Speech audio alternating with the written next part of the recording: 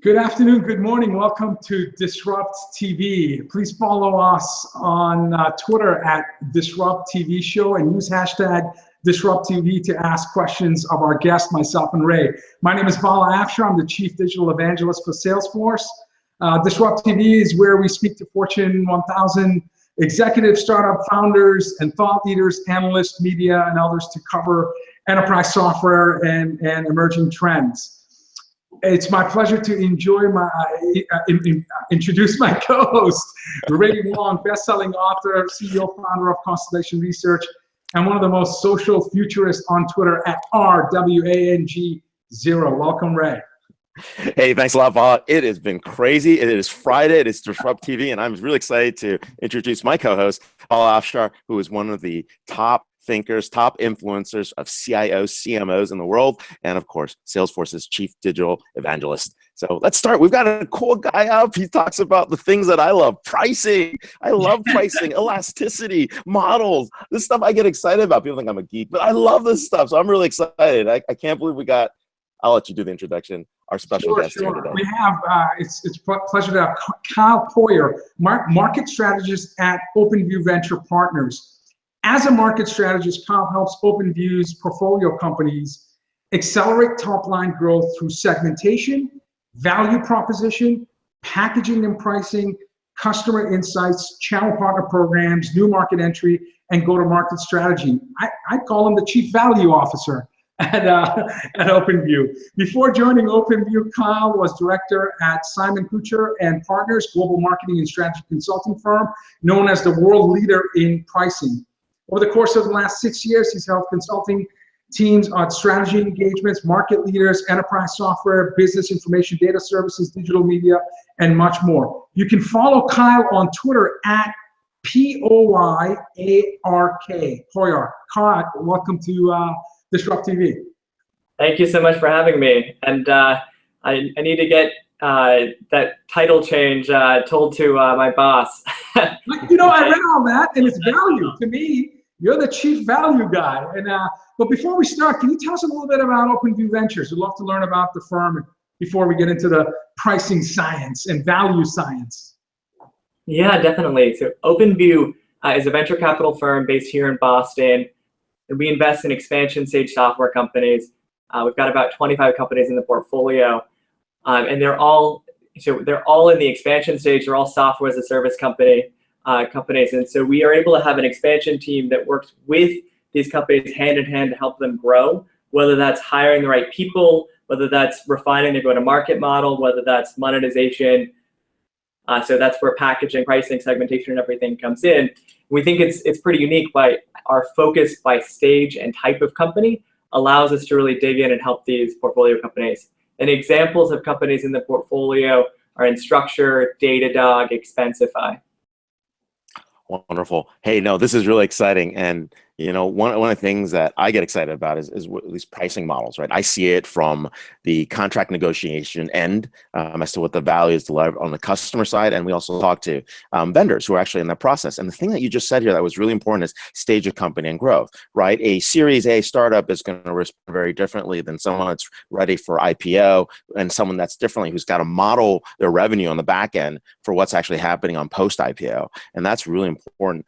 But let me start with this. How did you get involved in pricing? This is something that, you know, not a lot of people are really good at. A lot of people have to, you know, are depending on you for, and especially with SaaS companies, right? Because the way they price and the way RevRec works on the back end are also very, very interesting.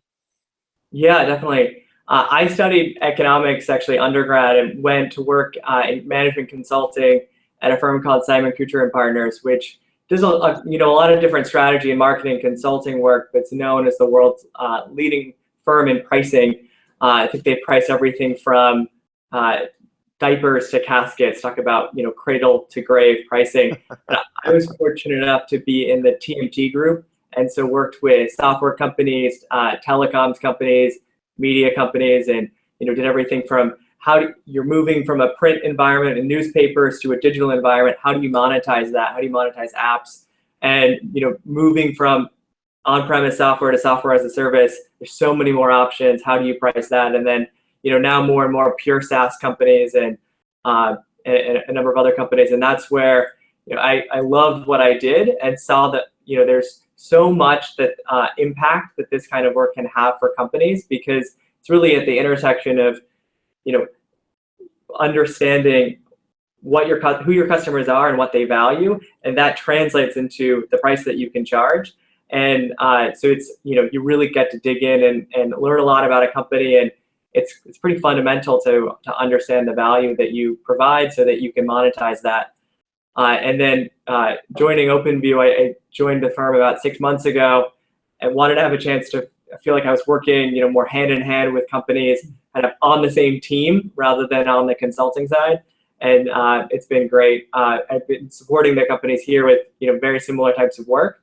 And I think, people have asked me, going from consulting into the venture world, the companies that you work with are, maybe from multi-billion-dollar companies, legacy software companies, for instance, to SaaS company startups. There's quite a bit of difference, and it's more exciting because you have a lot more flexibility in the SaaS world, especially with startups, to try new things and come up with innovative models.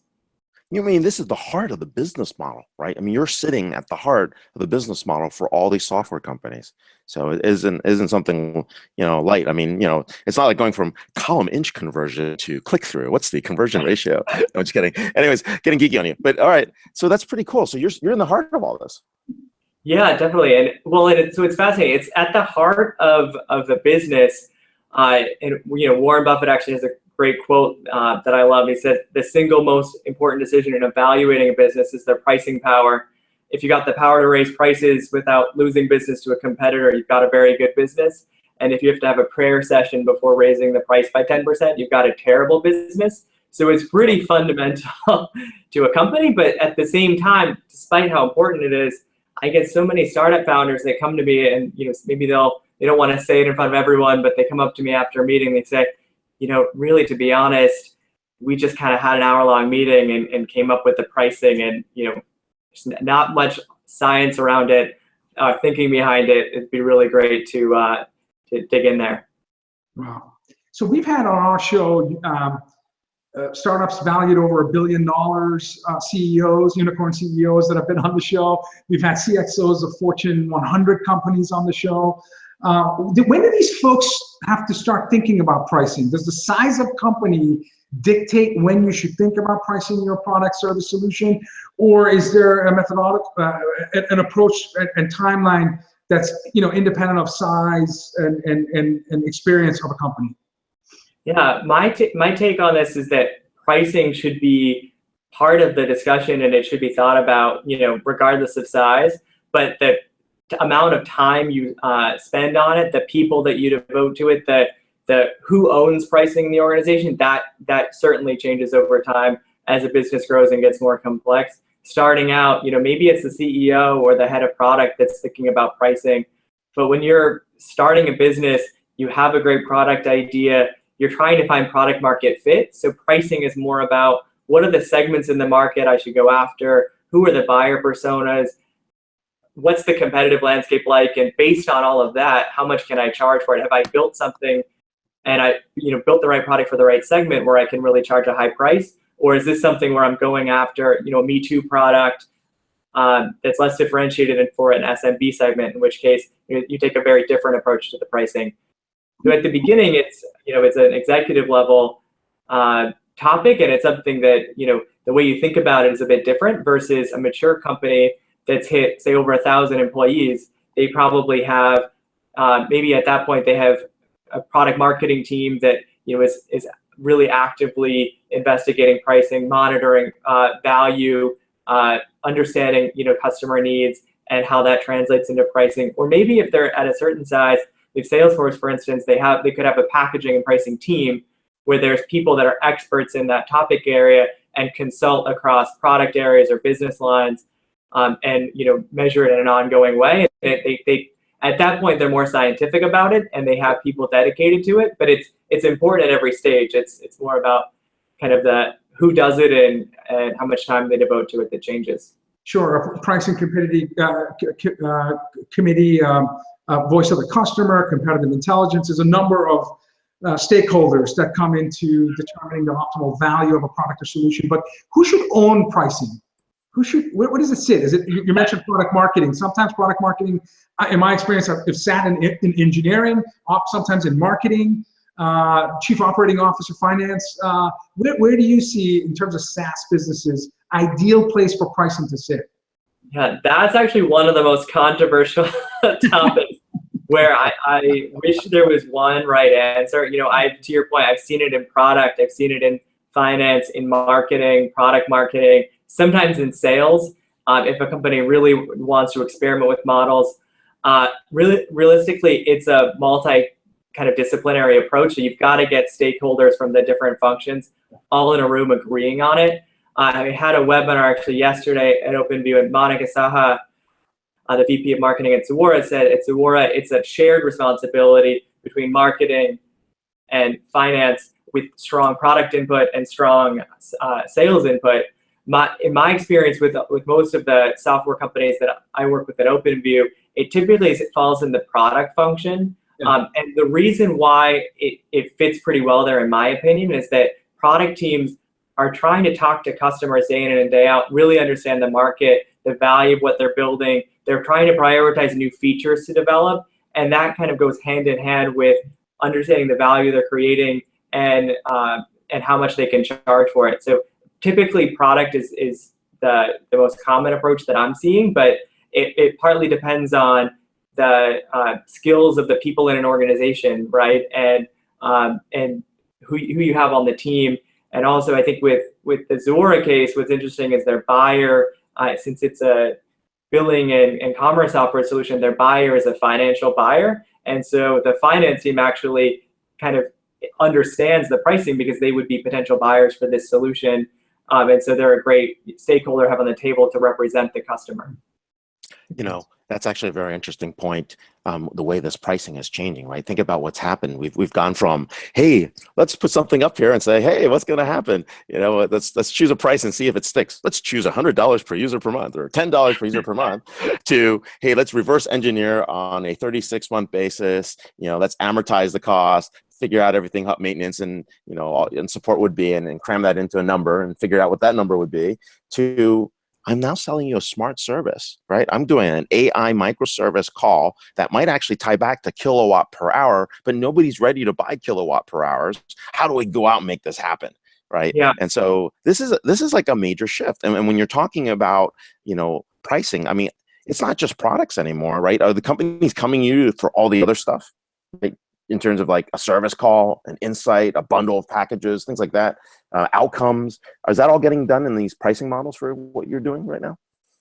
Yeah, I mean, there's a lot that goes into it. And I think you're totally right. There's sort of a default mode of per user pricing, for instance. That's kind of a legacy way of charging, and it's, you know, it dates back to the 90s, but it's still honestly the most common pricing model in the software world because buyers understand it. And it's sort of easier to sell that way. So it's still the most common form of charging, but there's now with new technologies and you know, new ways of thinking, there's a lot of kind of innovative ways that you can approach pricing. And some companies even kind of bake in an innovative pricing model as part of the innovation. So they're not just building an innovative product. Their whole innovation is you know, the pricing go-to-market strategy monetization model. It's all wrapped up into one.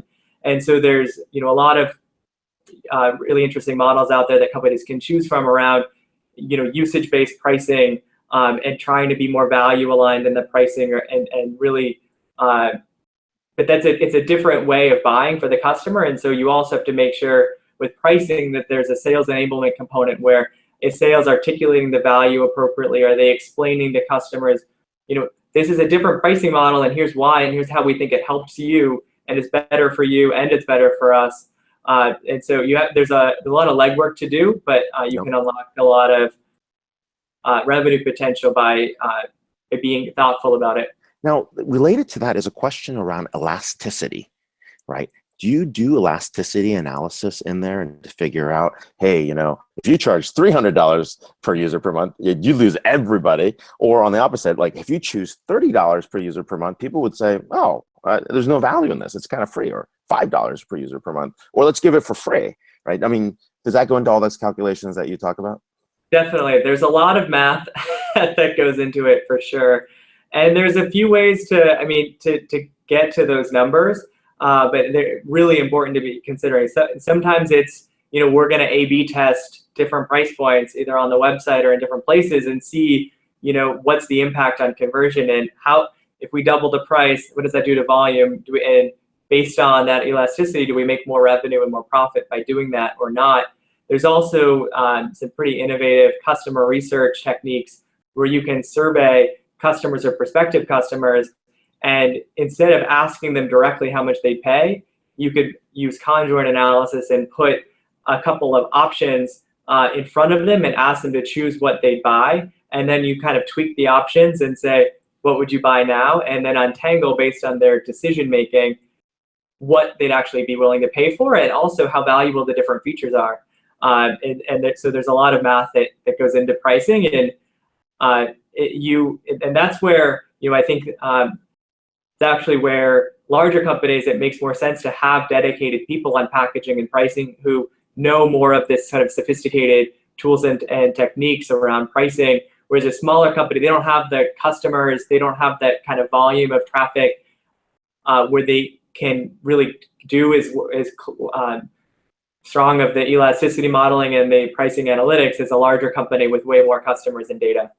Sure. So Kyle, in June, you published a SaaS pricing resource guide. Yeah. That are watching can go on openviewpartners.com website and access. And it went semi-viral.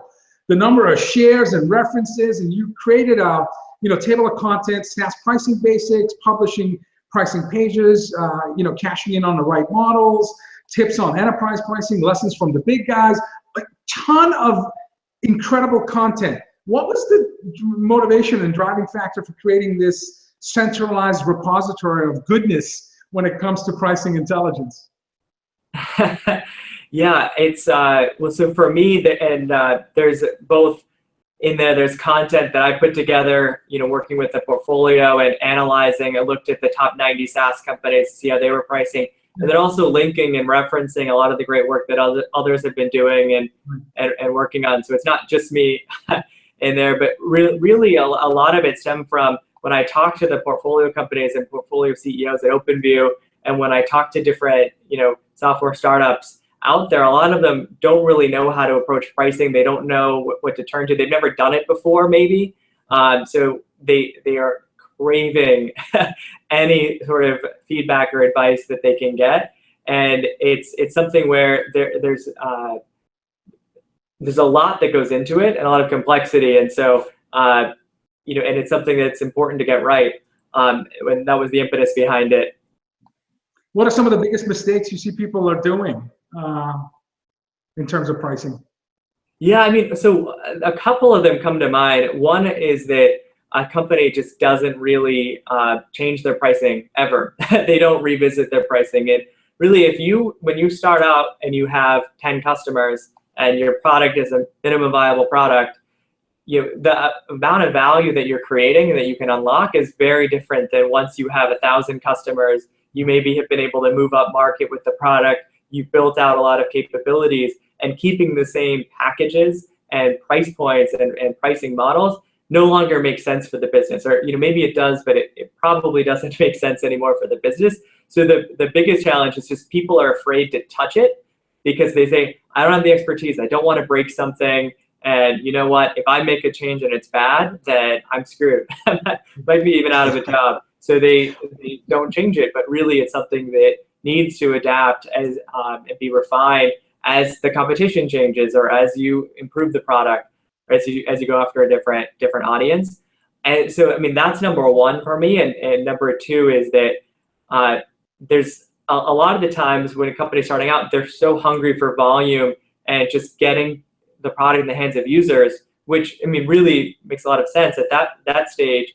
At a certain point, though, you have to think more about elasticity and can you sacrifice some of that volume for more revenue, more profit? And so companies, a lot of companies when they're starting out, they have a lower price point and so they have an opportunity to raise prices over time. And so it's just kind of devaluing the product and keeping it too low is mistake number 2. And I actually was talking to the customers of one of the portfolio companies, and that customer actually told me, I don't know how this company can make money at the prices that they're charging. And it concerns me because I'm buying this product and I want the business to be viable.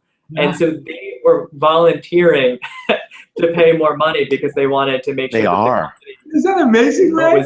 No. We see this a lot in our deals, right? Because when things are too low, you're afraid the company goes under, and you've made an investment in them as well. And so there is a natural balance between, of course, I'm always trying to get the best deal on behalf of customers, but I don't want the vendor to go out of business either, and I don't want them to skimp on R&D. But I do get really PO'd when they take that money and go off and make big acquisitions and don't improve their product, right? And so there is that balance that people have. Now, here's the funny thing. I just got an email from someone who wants to ask you a question since Twitter is down. This is really sad. So the email was really, and we'll jump straight to our next guest soon. But hey, the thing that they asked was, what do you do with conversions when you're going from one metric to another, right? When we're going from user-based to, I'd say, usage-based pricing, right? Do you try to do something generous? Is that some kind of work that you do?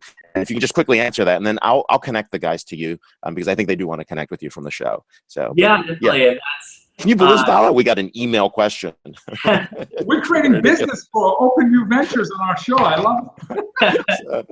Well, and I could go on answering that, but I mean, it probably requires looking at new metrics before and after. And there's probably some, a friend of mine was telling me recently, to convince his boss of this kind of a change, he built a model of if you took every customer that you have today and what they're paying and what they're getting, you change the metric to this new metric, you can kind of estimate what each customer would be spending based on their usage patterns or whatever the new metric is. And so you can kind of create a model that says, if we're selling these kinds of deals or bringing in a customer at, of this type, here's the amount of revenue that we can expect. And so you can kind of build in some of the assumptions for, in order to be successful, you have to meet XYZ criteria based on the modeling. And got it. So you're looking at threshold criteria to make sure that there's revenue equivalency or more. So, right. Awesome. Right. Kyle Poyar, thank you so much for being on the show. This is an example of what good VCs do to help their portfolio companies succeed, especially on, I would consider very, very strategic areas in pricing. You can follow him at Twitter when Twitter is up, at Poyark. Thank you for being on the show, and we hope to connect in person. OpenView Venture offices are awesome. So, if you ever get a chance to visit the office, best part of Austin. So thank you so much, Kyle, for being on the show. Thank you. Appreciate it. We're gonna have to do a show from there. Those offices did look cool from here, so especially when we're doing setup. It's the waterfront area. It's pretty awesome. So wow.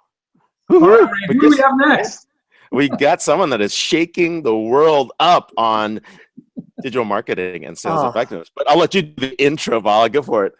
Cindy Zhou, VP and Principal Analyst at Constellation Research, a subject matter expert in marketing. Cindy's has been covering digital marketing transformation and sales effectiveness with over 18 years of practitioner experience in corporate marketing, product marketing. I'm sure pricing has been on her radar at some point. Product management, sales operations. Cindy's was previously Global Senior Vice President and Marketing Sales Operation at Black Office Associates. We're gonna learn firsthand from Cindy next week at the Constellation Conference. You can follow Cindy at CINDY_ZHOU. Welcome, Cindy, to DisrupTV. Hello, Vala. Hi, Ray. I'm so excited to be here. I've been watching this show even before I joined Constellation, and to think I'm on this show now. This is fantastic. So thank you for having me on. It's an honor. It's an honor. I told Ray when you joined, what an amazing, amazing hire. So thank you so much for being. Thank you. Thank you. Yeah, we run our new hires through Vala just to make sure. Yes, exactly. Like they've got coolest factor. So. Right. Vala approved. I got to put that stamp up on my LinkedIn, Vala Offshore approved. It was a bigly hire. That's a new word I learned, bigly. Bigly? Wow. You guys are killing me here, Now it's like, gosh, I feel like I need to deliver on this show. So, but hey, let's talk about what's hot on your mind, right? I mean, you've been here for about 6-7 months. You are actually getting, I mean, you were a practitioner. You started out in terms of like doing the marketing, doing the sales effectiveness, trying to figure out what actually worked, just as the industry started at the same time and the tools got really better. So let's start with this question. I mean, how do organizations improve effectiveness in integrated marketing? I mean, does integrated marketing even exist? Yeah, there definitely, it does still exist. And I'll say this, I think there's never been a better time to be a CMO and to be a marketer. I mean, years ago, I mean, Vala, you ran marketing before too. I started playing with marketing automation technology 15 years ago when it first started. It was in the nascent stage, and it was you can automate emails, and look at where we're at now. Now you've got AI incorporated into the product. It can tell you about, how to optimize my campaign. So absolutely that is integrated marketing still is very important. But there's a couple of key kind of tips I wanted to bring up to the audience members who are in the marketing realm, which is, one is you really have to kind of think through about customer experience. And what I mean by that is when you're mapping out a campaign, a lot of marketers, they kind of get very siloed into just focusing on, well, I want my campaign to be successful. I want to make sure that that's executed properly. Maybe it's, let's say an example would be going to a trade show, and you are just focused on getting the booth right. You're focused on making sure the lead scanner works, but you're not thinking through the entire process the customer goes through. So for example, they come to visit your booth. What are you going to do afterwards? Maybe it's automating an email to say, hey, thank you for visiting, within the same day that they come by. Maybe it's giving them a newsletter for the next day to say, you can definitely see, here's what's happening in the show the next day, and then doing that post-event follow-up. So it's really kind of thinking through all of the steps, that customer experience. The second part is really using data to your advantage. So you have a lot of information about your customers now, what they're looking at, what they're interested in, and you have to leverage that to your advantage. So you need to make sure that you're giving them relevant offers. Nowadays, people's tolerance is very short. They're not going to, their expectations are that much higher. So, if you're in a B2C company and you know that your prospect is a woman, don't send them offers for men's boots as an example. But you'd be surprised at how often that still happens because they haven't quite gotten that segmentation data part of it correct yet. And then thirdly, I think it's really important to partner tightly with sales, particularly on the B2B side. There's a lot of talk right now about account-based marketing, and you have to make sure that you're very tightly aligned with sales for that, because what are the accounts that they're interested in? And you want to make sure that you map that into your campaigns for the next couple of months or years. Harvard Business Review just published their research on sales and marketing, about 600 executives in sales and marketing. Top concern was analytical skills in sales and marketing. Second was alignment of sales and marketing. So certainly two topics that you mentioned. And as you talked about, the booth experience, it's that journey, that customer journey before they come to the booth, while they're at the booth, and after they leave, and being able to create a cohesive, meaningful engagement where you're adding value, educating, or inspiring the booth attendee throughout. So there's a lot of topics here. We are talking about analytics, artificial intelligence you mentioned, journey mapping. What are some of the hot topics, not hot topics, but important trends in marketing that CMOs should be studying and implementing and building their investment thesis around in 2017? Let's think about the next 15 months or so. What should be top of mind for CMOs?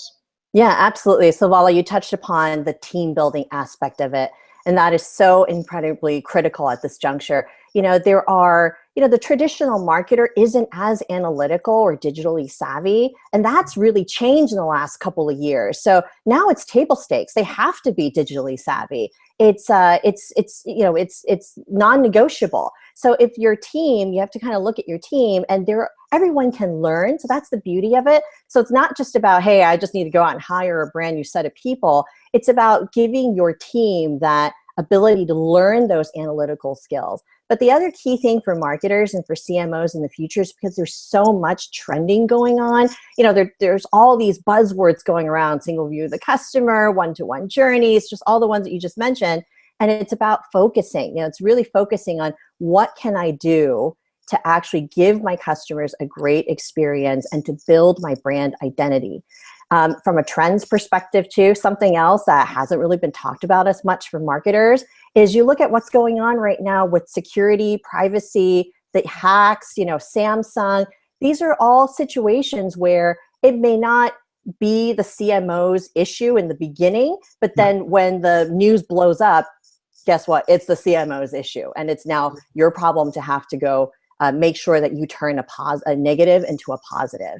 And that can be done. So it's kind of sad when I look at the Samsung situation. They're kind of losing out on the ability to use social media to really turn that negative into a positive. So those are the things that I think that in the future CMOs really need to think about. And it's finally, the third point is on partnership with the C-suite. Now there's so much consensus building that's required now. So it's not just the partnership with sales, which has always been the kind of most natural alignment, but it's how do you gain mind share with your CFO? Getting together, think about all the metrics that you can, you have common ground so that you can measure your business and your success in marketing effectively. It's also working with the CIO because there is so much technology out there now. How do you make sure that you're picking the best solutions for your company? Really great advice. Now, one of the hot things that you put out there in the past few weeks is this report called Sales by Design, Not by Challenge, right? Think about this, like tons of sales methodologies, right? Challenger, Sale, Miller, Hyman. I mean, like salespeople are tired of being told what to do. And then, but you're going after this interesting piece where the Challenger sale has been this big question, right? People's been asking, people have been training people on this sales methodology, but the reality is it works sometimes, but not all the times. So tell us a little bit about Sales by Design, Not by Challenge. Okay, thanks so much, Ray. So yeah, this report I'm really, really proud of because it kind of took in a lot of input from a lot of different peers of mine that I've been working with and understanding kind of what's working, what's not. And it's hard not to bump into the corporate executive board's Challenger sale now. And again, I want to make this clear. This isn't a just going very negative on a Challenger sale, but Challenger sale, the basis for the book was based on data that was collected from 2008, 2009, and now buyers are very different. And the book really kind of focuses more on developing seller persona, that to be successful, you need to be a challenger. But it really is about, understanding the customer. It's having empathy for the company. It's understanding where they are from an organizational persona perspective, so then the sellers can better determine, what is my sales cycle going to look like? Is this going to be a faster sale, a slower sale? Because you have to look at the makeup of the company. So it really is about identifying who your prospects are, what kind of organizational persona that they have so that you can adapt your selling strategy differently. And then also it's utilizing design thinking. So how do you work together with customers to co-innovate and co-create? It's not about just you challenging them on, well, your thinking is wrong. This is what you need. It's about working together and facilitating that dialogue and conversation.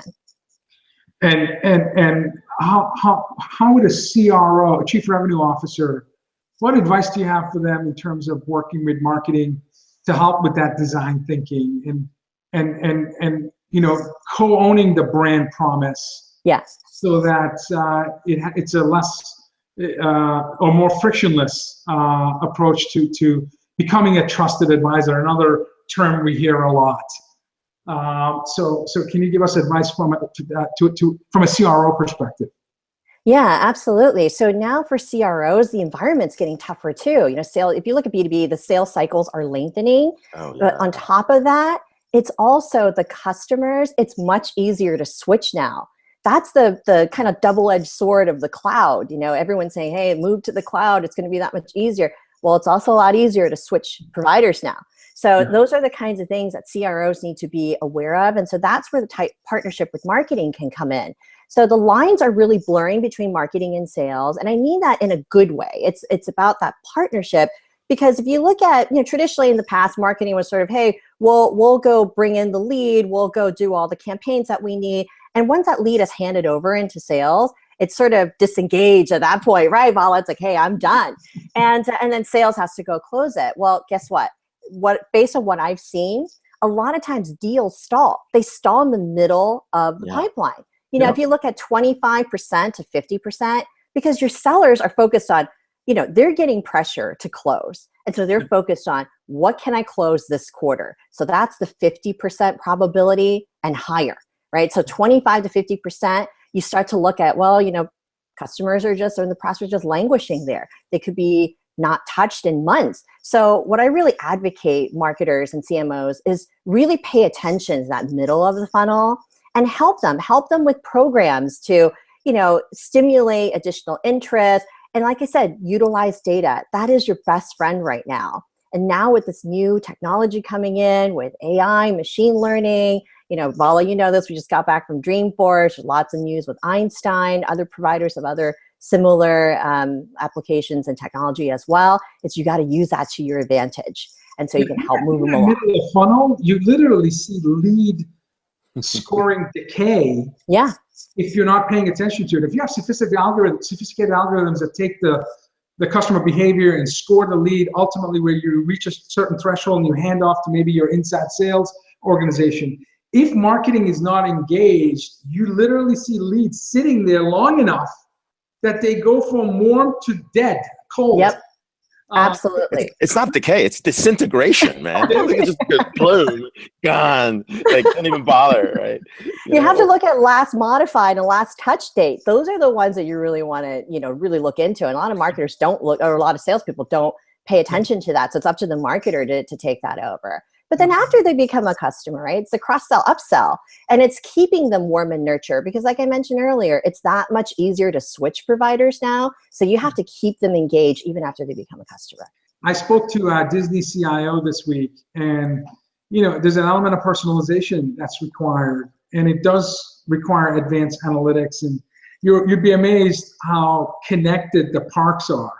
As far as combination of IoT, and of course you've got the Magic Band and apps, but your identity, location, and time is wonderful pieces of information that an organization can use to do real-time marketing, engage you, and then create incremental revenue stream based on new business model innovation using some of these advanced marketing techniques. So it's an awesome time to be a marketeer. I agree with you 100%. It really is. And I'll say this to send time optimization. That's the new kind of wave that's coming up too. I'm excited to see how it works in real life, but it's also, I'll say this to every CMO and every marketer out there, you know, it's that superhero quote, right? With great power comes great responsibility. And so if you have a lot of data and you have a lot of information on your customers, but it's about making sure that you leverage it and use it in the right way. Trust, absolutely. And don't be creepy. No, yes, don't be creepy. Well, this is cool. So this is the CMO side of the house, but you look at both ends. You look at the sales effectiveness too. So what are CROs, revenue officers, chief salespeople worried about in 2017 to complete the other half of the equation that you cover? Yeah, absolutely. So as I mentioned earlier too, it's for CROs, because it's that much easier for providers, for companies to switch providers, they really have to look at the entire customer engagement. I remember in the past, a lot of sales teams that I work with, they really focused on new business, and they won the customer. It's like, okay, great, we won the deal, I got my commission, and they sort of disengage from the whole process. It can't be like that anymore. So I really advise CROs to kind of look at your teams in general, because you're responsible for all revenue. It's not just new revenue.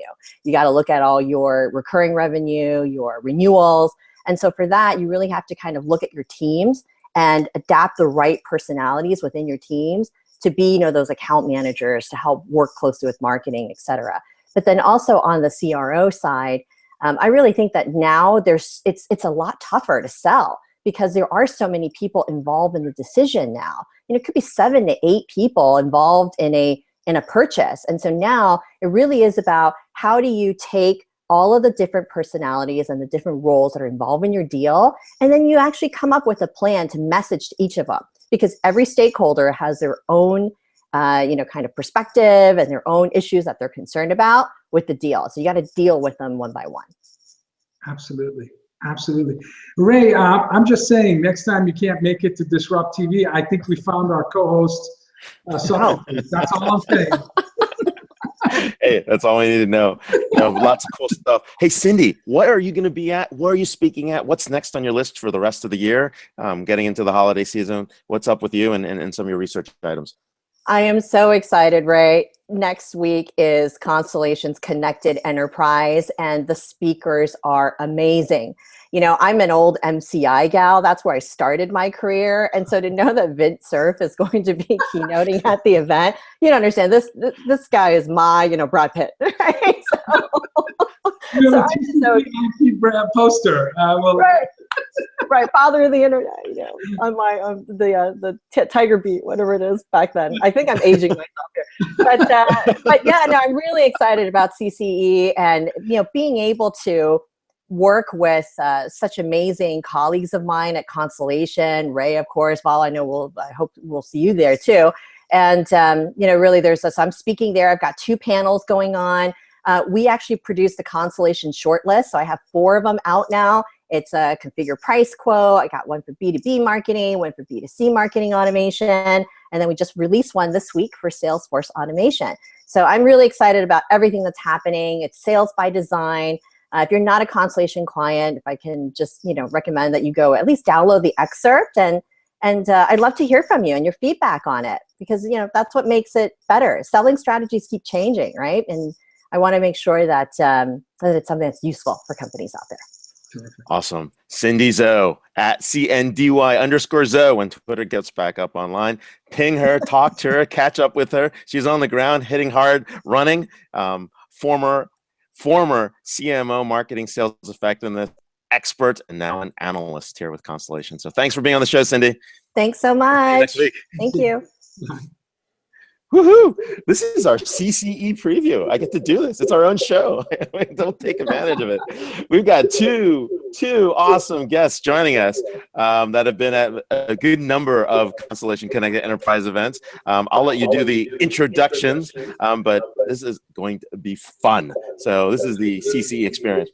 Yeah, I look forward to seeing all of you next week. Okay, we'll start with Brian Katz. Brian is recently moved to VMware, and he's director defining mobile strategy in the office of CTO at VMware. So Brian's responsible for setting strategy in mobile and helping to fit the different pieces of VMware's end user computing division together in an easy, digestible solution.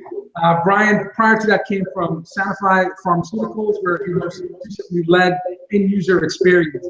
He's all about mobility, all about experience. Super smart guy, MIT grad. Every time I talk to him, smoke comes out of my ear. So he's an incredible thought leader in just technology in general.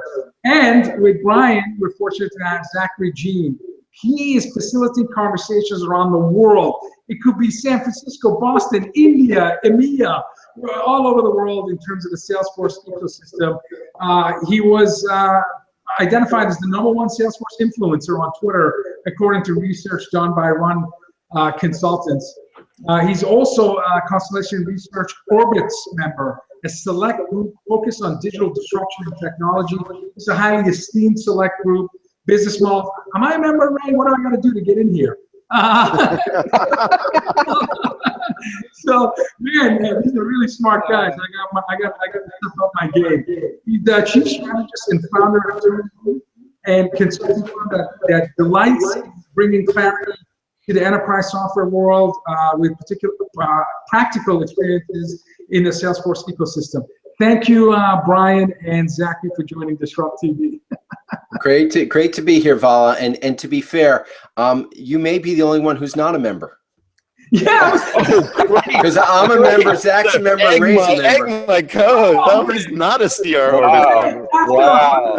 Yes, after almost 40 episodes. Come on. What do I got? I'll send you an application.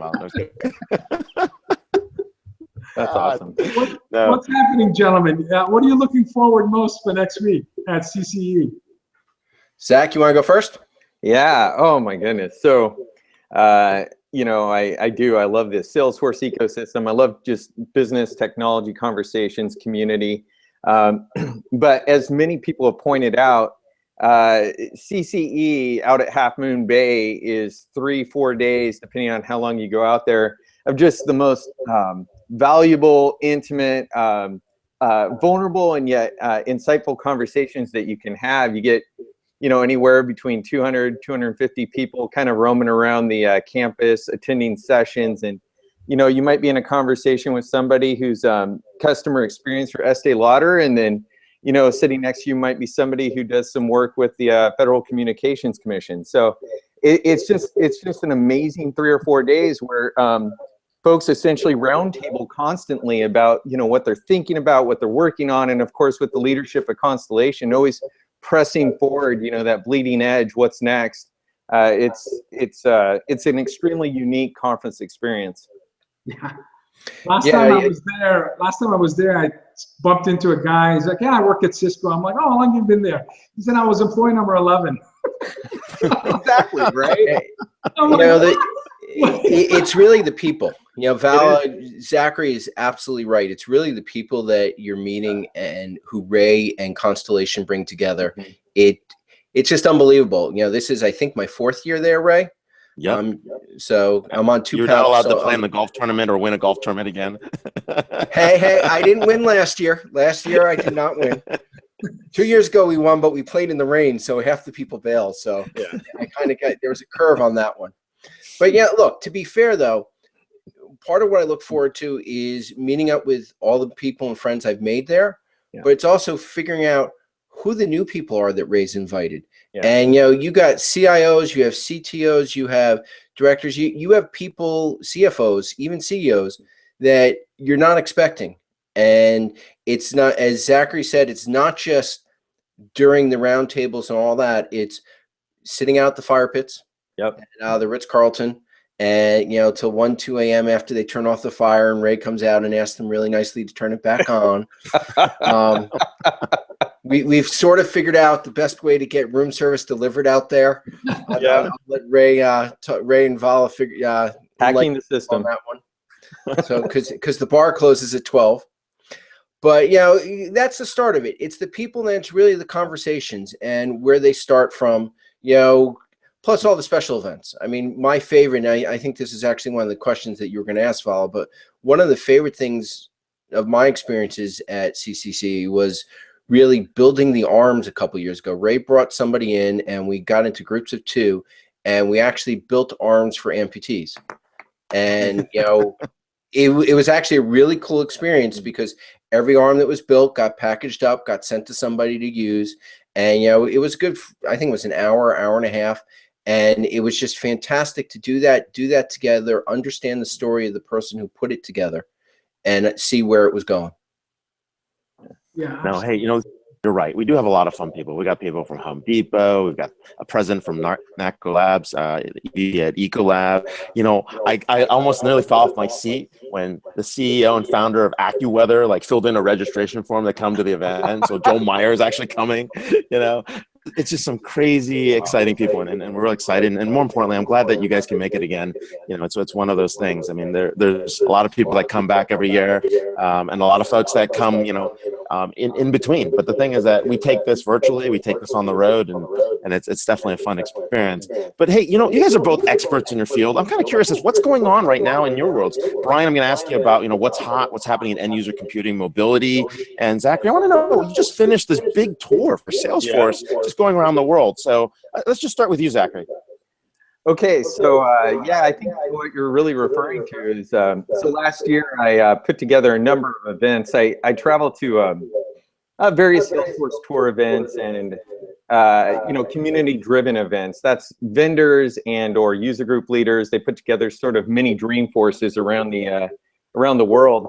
I had it on my heart to go to India for a number of years, and got together with a number of the user group leaders, companies on the ground there, and brought on a sponsor with Aptus, and then put together a 30-day tour in India, visiting 13 cities and, you know, 13 various different user groups, and really meeting with them and talking to them about the market around Salesforce, what it takes to do a startup. There's a strong corporate influence, of course, in India, and the startup environment is really birthing right now over there.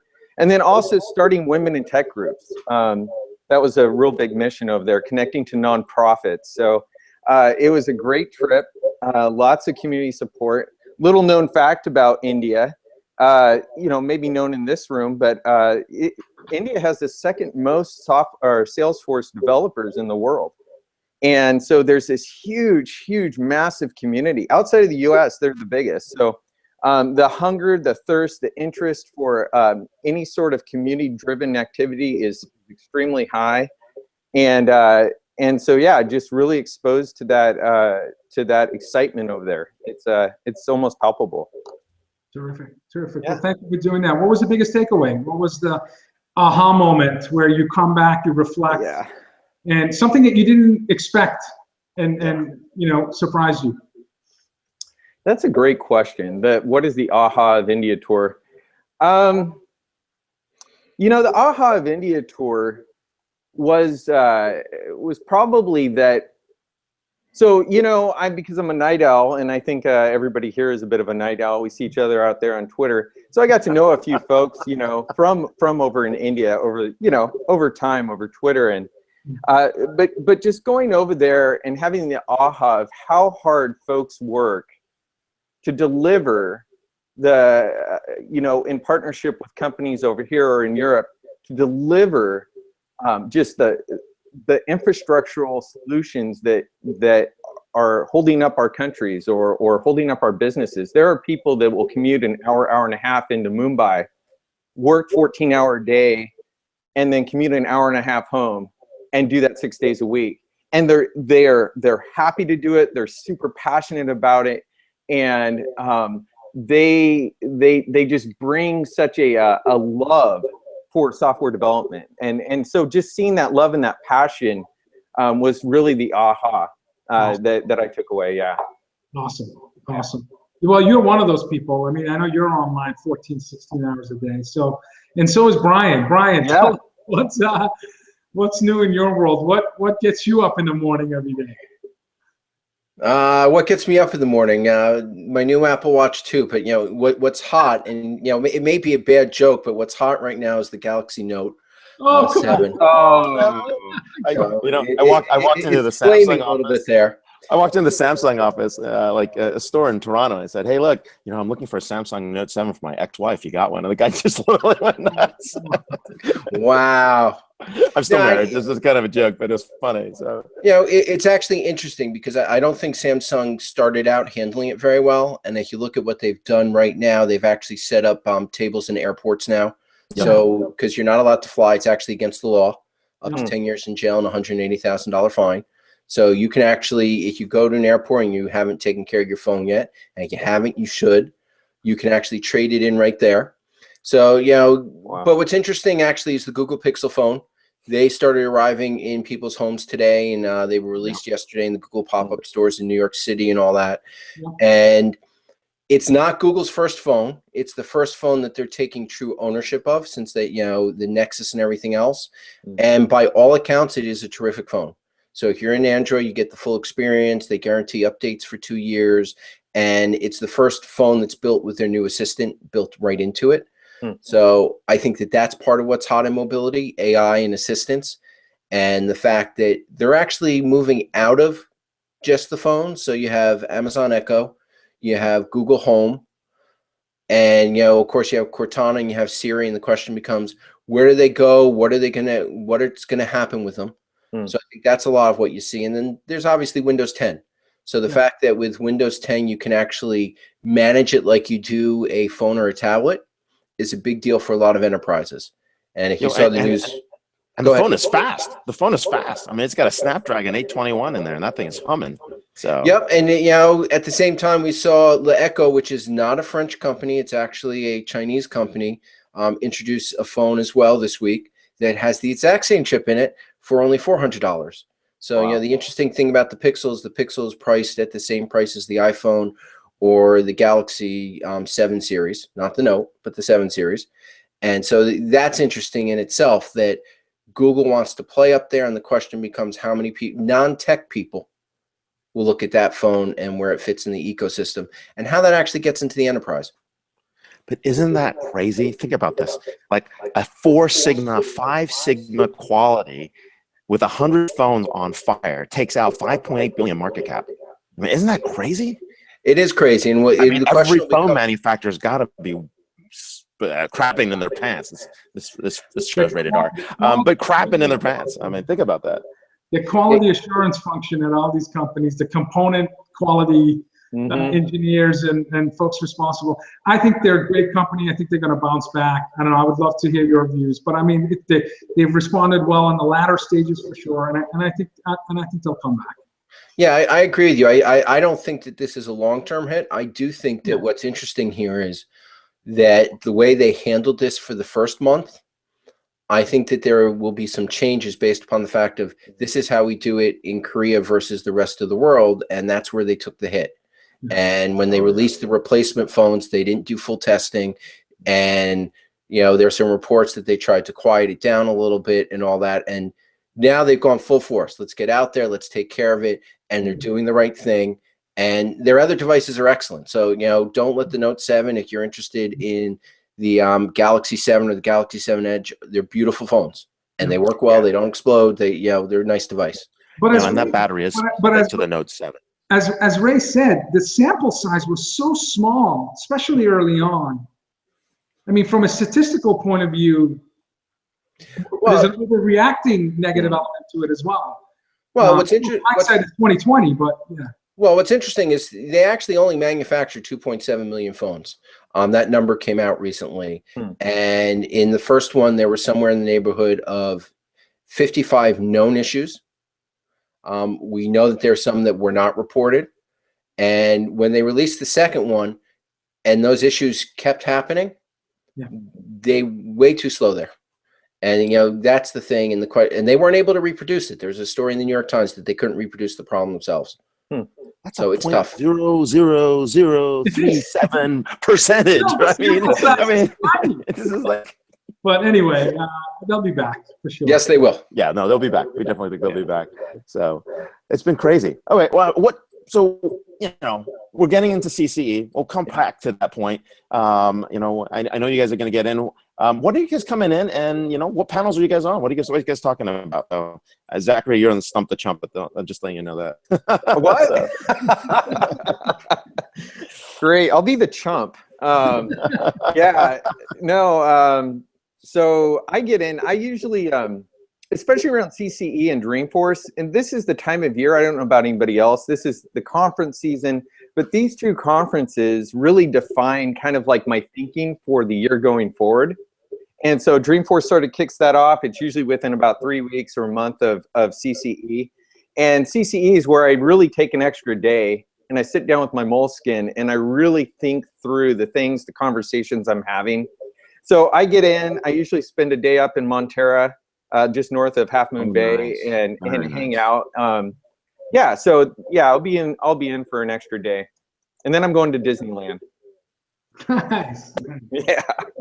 Yeah, so I get in on Tuesday night, late, so I'm going to miss the opening session, but I'm sure there'll be some people around the fireplace when I get there. I'm actually coming from Florida. I have another conference that I'm keynoting at. But what's it about? Where you were speaking? ET Exchange in Florida. It's actually at the PGA Resort. So I'm doing a keynote on the workspace of tomorrow, and then I'm on a panel about Android for work. And then for you guys, I'm doing a discussion on a panel on IoT, and of course Stump the Chump, which was a lot of fun last year. So both of those, and then apparently Ray's gonna play golf with me and show me how it's done. Yeah. We will do the best. I arrive Tuesday midday, and education is the topic on my panel. And I'm looking forward to breaking bread with all of them. And we might do some weird DisrupTV show pop-ups all along the way. So yeah, I'm looking forward to that too. Yeah, some impromptu. We did that with very, very fun. Ariana Huffington and Gary Vaynerchuk and Seth Godin. We did these micro DisrupTV, super popular. We periscoped, and Huffington too. So yeah, so. Here's cool. All right. Well, hey, thanks a lot, Brian. We're going to see you there. This is really exciting. You can follow Brian at BM Katz. You can follow Zachary Jeans at Zachary Jeans. So there you go. Two awesome people that you will see at CCE, fixtures of the CCE experience, and more importantly, good friends and Constellation Orbits members. So, hey, thanks for being there, and we'll see you next week. You bet. you guys. See ya. All right. Oh my God, the show is flying. I mean, this hour goes by. It's just flies. The fastest hour of my week. Amazing. So we have programming notes, no show next week at CCE, but we might actually do some live Periscopes. Watch out for Vala, Aubrey as they pop in. People are going to catch me like in and out of the green room. So we'll definitely have some conversations there. But November 4th, join us for Jay Shetty, senior host and presenter, producer, and activist, digital innovation and strategist. He's also a very, very popular public speaker. And of course, Esteban Kolsky, principal and founder in ThinkJar LLC. And we've got one other special guest we will announce sometime next week. So we will see you then live November 4th. But in the meantime, follow the Constellation Connected Enterprise hashtag at CCE 2016. And of course, CCE 16. Oh, we've shortened it. CCE 16. Aubrey has the final word, of course. So thanks, everybody. Bye, everyone. Bye.